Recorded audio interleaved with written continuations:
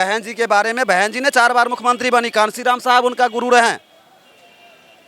लेकिन बिहार के बारे में बहन जी ने कभी नहीं सोचा और बिहार को दलितों को, खास कर रविदास लोगों को आज तक आगे बढ़ने के लिए कभी नहीं कहीं बहन जी ने। नहीं तो यहाँ पर भी रविदास समाज से कोई लीडर होता और यहाँ भी मुख्यमंत्री का दावेदार होता। दिन तो बलात्कार करता है वही लोग, आए दिन तो जो खून करता है वही लोग, बैठ के खाने में भेदभाव करता है, छुआ जाएगा खून काला हो जाएगा लाल से। लेकिन किसी भी दलित बच्ची को साथ अगर जुल्म, अत्याचार, शोषण, बलात्कार करता है तो उसका पाक साफ हो जाता है। स्टेज पर होते अभी के डेट में मुझे कोई नहीं पुकारा है कि जब मैं नेता हूँ। आप कैसे बताइए, आपका परिचय बताइए। जी बताइए। क्या नाम है? मेरा नाम नरेश राम हुआ। नाराज है क्या?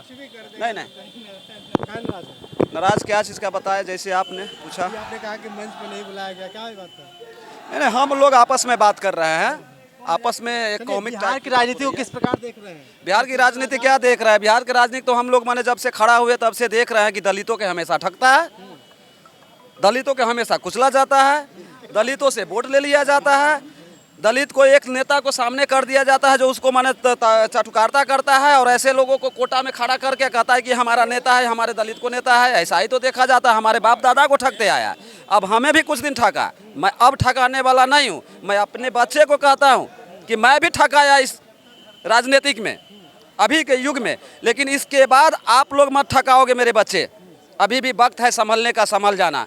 क्योंकि धरती वीर भी नहीं हुई है और न कभी किसी माँ के कोख वीर विहीन हुआ है। कोई ना कोई युग पुरुष जन्म लेता है इस धरती पर, युग पुरुष बनकर के जन्म लेकर के आता है और देश को संचालित करता है, चलाता भी है। आपने पूछा है कि आपको क्या लगता है दलित के बारे में, तो दलित को बारे में तो आपने बहुत सारे लोगों को देखा होगा और बहुत सारे लोगों को आपने पूछा होगा। आपका उम्र क्या है पत्रकार महोदय जी? 32 साल। 32 साल में आपने कब से पत्रकारिता करते हैं? 5 साल से। 5 साल से आपने क्या देखा इसमें, ये राजनीतिक का? ज़्यादा लोग कहते हैं कि मैं दलितों का नेता हूँ, कुशवाहा जी कहते हैं मैं हूँ, मुस्लिम भाई कहते हैं मैं हूँ, और कुछ बीजेपी के लोग जो फॉरवर्ड में हैं वो भी कहते हैं कि मैं हूँ। लेकिन दलितों का उद्धार कहाँ हो रहा है? आए दिन तो बलात्कार करता है वही लोग, आए दिन तो जो खून करता है वही लोग, बैठ के खाने में भेदभाव करता है, छुआ जाएगा खून काला हो जाएगा लाल से। लेकिन किसी भी दलित बच्ची को साथ अगर जुल्म, अत्याचार, शोषण, बलात्कार करता है तो उसका पाक साफ हो जाता है। इस चीज़ को समझने की ज़रूरत है। किससे लड़ाई तो हम अपने आप को लड़ रहे हैं कि हम तो यही कहेंगे कि हमारे जितने भी 85% कहाने वाले बहुजन समाज के लोग अपने वोट का कीमत समझे, अपने अधिकार को समझे और हम अपने बीच से कोई राजा ऐसा बनाए जो हमारे देश को चलाए। 10 बार का मैंने इतिहास देखा है, लगभग नीतीश कुमार ने तो कई बार यहाँ पे पाला पलटा गया और फिर लगातार इसमें जो है कि सत्ता में आते रहे। क्या कुछ नहीं बदला है? आप जान लीजिए कि जो ये भारत है और वर्ल्ड पीस पूरे दुनिया में साम्राज्यवाद अमेरिका है और समानती विचारधारा के लोगों को शासन चलाने के लिए भारत में हो या अन्य देश में हो आदेश दिया जाता है कि आप लोग इस तरह से हुकूमत करो। समानती विचारधारा के आदमी वो चाहे गरीब क्यों ना हो, जो अपने आप को फॉरवर्ड कहते हैं और फॉरवर्ड से भी जो लिया होते हैं ओबीसी में भी आते हैं, वो कहते हैं दलित मेरे सामने में कुछ नहीं है, मैं दलित को पैर के नीचे रखता हूँ, तो मेरे सामने में कुछ नहीं हो, मैं तुम पर हुकूमत करूँगा। ये तो हम लोग देखते आए हैं। आज़ादी के बाद भी कुछ नहीं बदला। कुछ आज़ादी के बाद क्या बदलेगा?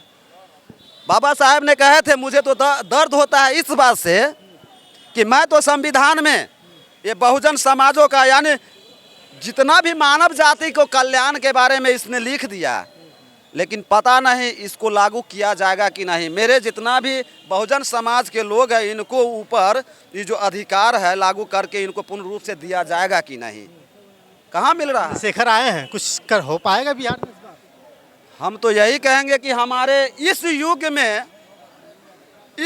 में आपके तरफ से भी बहुत सारे लोग बोले भी हैं कि बहन जी के बारे में, बहन जी ने 4 बार मुख्यमंत्री बनी, कांशीराम साहब उनका गुरु रहे। लेकिन बिहार के बारे में बहन जी ने कभी नहीं सोचा और बिहार को दलितों को, खास कर रविदास लोगों को आज तक आगे बढ़ने के लिए कभी नहीं कहीं बहन जी ने। नहीं तो यहाँ पर भी रविदास समाज से कोई लीडर होता और यहाँ भी मुख्यमंत्री का दावेदार होता। मुजफ्फरपुर से 5 बार 6 बार लड़े थे रमई राम जी, किसी सीट से अगर 4 बार कोई MP MLA बन जाता है तो उन्हें मुख्यमंत्री का दर्जा दिया जाता है, मुख्यमंत्री बनाया जाता है। वो 6 बार जीते लेकिन उनको मुख्यमंत्री नहीं बनने दिया गया। और बहन जी तो केंद्र में भी जाती थी। बहन जी को तो आवाज़ उठाना चाहिए था, यहाँ के समस्याओं को सुनना चाहिए था, यहाँ के लोगों को बताना चाहिए था, लेकिन बहन जी ने ऐसा नहीं किया। फिर भी हमारे समाज के लोग वोट पर उनको हाथी पर वोट डाल देता है। लेकिन इस युग में चंद्रशेखर भाई जैसे लोग, समझदार लोग आए हैं, समझ रहे हैं, बहुजन को, दलितों को, माइनॉरिटी लोगों को समझ रहे हैं, वो चल रहा भी है और बताते भी चल रहे हैं। उनको जो समझ में आता है संविधान में क्या है, क्या अधिकार मिलना चाहिए, लेकिन रोकूंगा। एक तरफ ये भी है कि जहाँ चंद्रशेखर आज़ाद जाते हैं वहाँ युवाओं की भीड़ होती है, फिर जो है कि चक्का जाम होता है, बवाल होता है। जैसा कि प्रयागराज में घटना हुई, 500 लगभग लोगों के ऊपर जो कि मुकदमा लग गया, लेकिन चंद्रशेखर आज़ाद करें कि हमारे लोग नहीं। ये तो बिल्कुल जायज़ है कि पुलिस के साथ साथ कोई पथराव करता है तो स्पष्ट नज़र आता है कि पुलिस का मुखबिर है, या जो हमारे पीछे जो लगे हुए हैं मुख्यमंत्री वहाँ का उसका आदमी है। पुलिस के साथ जो पथराव करे उसको क्यों नहीं अरेस्ट करके उस समय कब्जा किया गया और उसे जेल भेजा गया। ये तो क्लियर है कि वहाँ के उत्तर प्रदेश के मुखबिरी करने वाले पुलिस का और माने योगी सरकार का, योगी जो भगवाधारी करने वाले, जो श्री राम का नारा लगाने वाले, समझ रहे हैं ना, वो लोग भीम आर्मी को बदनाम करने के लिए चंद्रशेखर आज़ाद रावण का राजनीतिक पस्त हो जाए, खत्म हो जाए, ये प्लानिंग करके फुल्ली रूप से सोचे समझे साजिश के तहत उनको फंसाया गया कार्यकर्ताओं लोग। क्या आपको नहीं लगता कि अगर बसपा और आज़ाद समाज पार्टी का गठबंधन हो जाए तो बिहार हो या उत्तर प्रदेश में कुछ ऐसा काम हो सकता है जिससे सरकार को? हमारे राष्ट्रीय अध्यक्ष भाई चंद्रशेखर आज़ाद जी ने बार बार कहा है कि जो बहन जी या बुआ जी है हमारी, अगर बुआ जी एक बार हमें मौका दे बात करने के लिए, मिलने के लिए, तो मैं दावा करता हूं कि उनको प्रधानमंत्री बनाने के लिए मैं लड़ूंगा पूरे भारत में। बहन जी ने अभी तक तो नहीं बात की है। उनको जाना चाहिए ना, मिलना चाहिए कम से कम। तो बहन जी में कमी है, तो बहन जी सब है कि क्यों नहीं मिलना चाह रही है कि हमारे समाज के लोग हैं, अपने खून है, अपने खानदान है, क्यों ना उनको एक बार बुला करके मैं बात कर लूँ। बिहार किसकी वजह से बदलेगा? बिहार तो समझिए कि हमारे बदलाव लाने का ज़रूरत है। हमारे जो बहुजन समाज के लोग इकट्ठा हो करके वोट के समय में वो अपना वोट सही जगह पर नहीं गिराएंगे, अपने लीडर को नहीं चिन्हेंगे और नहीं चुनेंगे, तब तक बदलाव होने वाला नहीं है। सबसे लीडर बढ़िया कौन? सबसे बढ़िया लीडर हमारे आपके बीच में है। हम खड़ा होंगे। हमारे जो अभी अधिवेशन हो रहा है, 10वां अधिवेशन भीम आर्मी का है, इसमें से हमारे भाई लोग कोई खड़ा होंगे और जितना भी भारत के लोग आए हैं, एक सीट पर जैसे चंद्रशेखर भाई को पूरे भारत के लोग जा करके मैंने जिताने का काम किया, उसी तरह से चिन्हित करके बिहार में कितने सीट पर हम लड़ेंगे, चिन्हित करके अगर लड़ेंगे तो बदलाव तो संभव है। दूरदर्शी देख लीजिए ना, अगर इस 5 वर्ष में नहीं तो अगला 5 वर्ष में तो हम मुख्यमंत्री बना ही लेंगे।